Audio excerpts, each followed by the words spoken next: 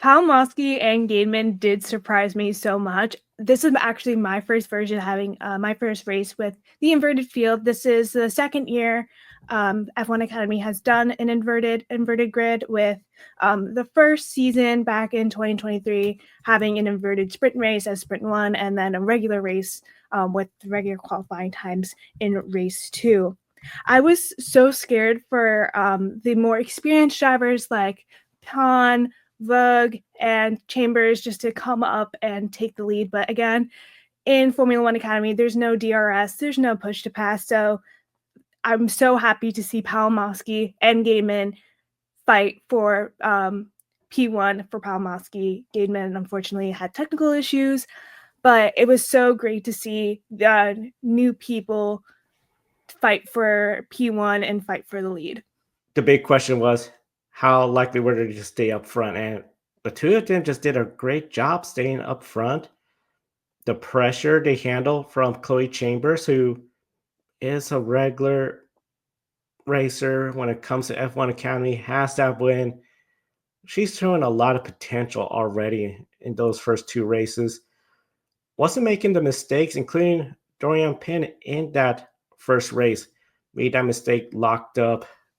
Next thing you know, gained fourth position because of that penalty. But overall, I think for those two, they had to feel pretty good about their experience, and especially for Palmowski, the 14th different driver to win an F1 Academy.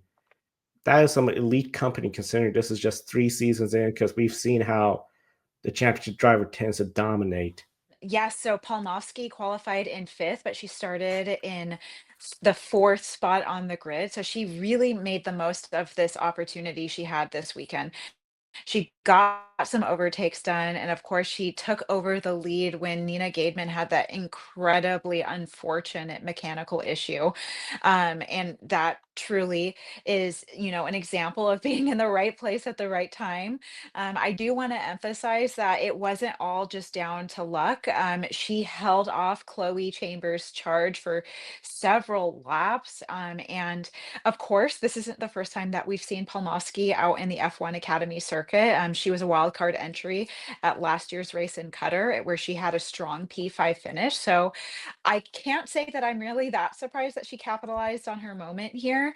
Um, I will say that I was incredibly surprised, as many people probably were, to see how Nina Gademan lost that race and just an incredibly unfortunate mechanical issue out of nowhere. She really dominated the race from the first lap all the way up until that mechanical issue. She had perfect restart. She was doing it uniquely and different on all of the cautions that we had. So for me, that was the bigger surprise, and not in a good way. Initially, I was surprised to see that she was able to maintain her lead for as long as she did. But the second or third restart that she had, it just was evident how strong and confident she was with her car. So again, super devastating for Nina Gateman and Prema Racing. And just really quickly before we move on to your next question, Joe, I do want to say I think I jinxed Tina Hausman.